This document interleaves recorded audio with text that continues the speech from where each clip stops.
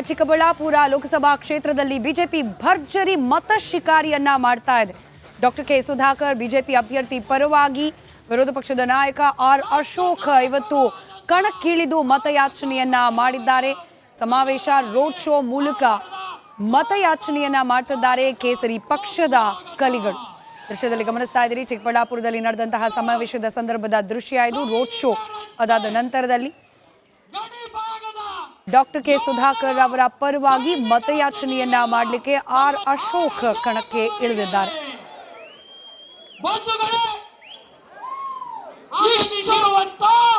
ನಮ್ಮೆಲ್ಲರ ನೆಚ್ಚಿನ ನಾಯಕರು, ಅಭಿವೃದ್ಧಿಯ ಹರಿಕಾರರು, ಭಾರತೀಯ ಜನತಾ ಪಾರ್ಟಿಗೆ ನರೇಂದ್ರ ಮೋದಿಜಿ ಅವರ ನಾಯಕರು. ರಾಜ್ಯದ ಚುನಾವಣೆ ಅಲ್ಲ ಇದು. ನರೇಂದ್ರ ಮೋದಿ ಬೇಕಾ, ರಾಹುಲ್ ಗಾಂಧಿ ಬೇಕಾ?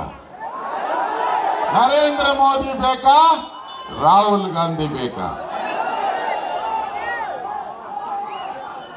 ಈ ಚುನಾವಣೆ ಸಿದ್ದರಾಮಯ್ಯ ಚುನಾವಣೆ ಅಲ್ಲ, ಸಿದ್ದರಾಮಯ್ಯ ಚುನಾವಣೆ ಅಲ್ಲ ಇದು.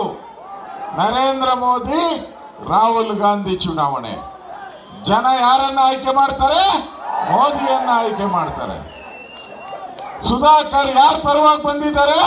ಮೋದಿ ಪರವಾಗಿ ಬಂದಿದ್ದಾರೆ. ಮಾನ್ಯ ನರೇಂದ್ರ ಮೋದಿ ಅವರ ಕನಸು ವಿಕಸಿತ ಭಾರತ.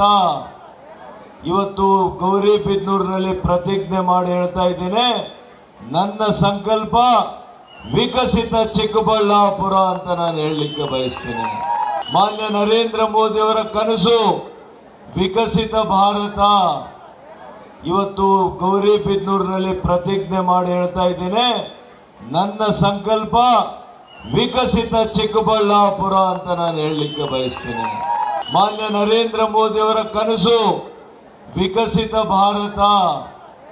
ಇವತ್ತು ಗೌರಿಬಿದನೂರಿನಲ್ಲಿ ಪ್ರತಿಜ್ಞೆ ಮಾಡಿ ಹೇಳ್ತಾ ಇದ್ದೇನೆ, ನನ್ನ ಸಂಕಲ್ಪ.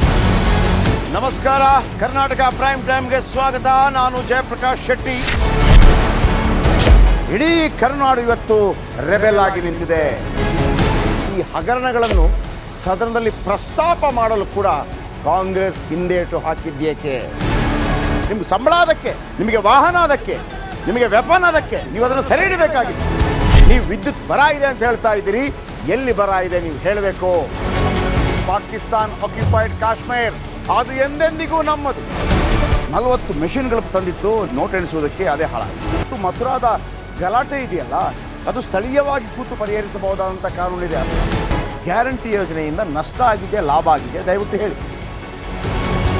Dawood Ibrahim most wanted criminal ಯಾವಾಗಾದ ಅಂದರೆ ಇಲ್ಲಿ ತನಕ ಭಾರತ ದೇಶದಲ್ಲಿ ಓರ್ವ ದಲಿತ ಪ್ರಧಾನಿಯಾದಂಥ ಇತಿಹಾಸವೇ ಇಲ್ಲ.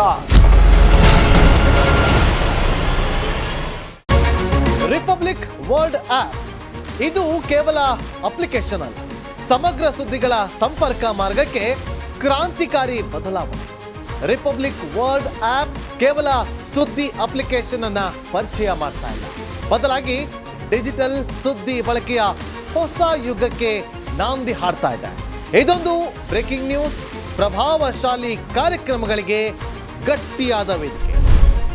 ರಿಪಬ್ಲಿಕ್ ವರ್ಲ್ಡ್ ಅಪ್ಲಿಕೇಶನ್ ಈಗ ಲೈವ್ ಆಗಿದೆ.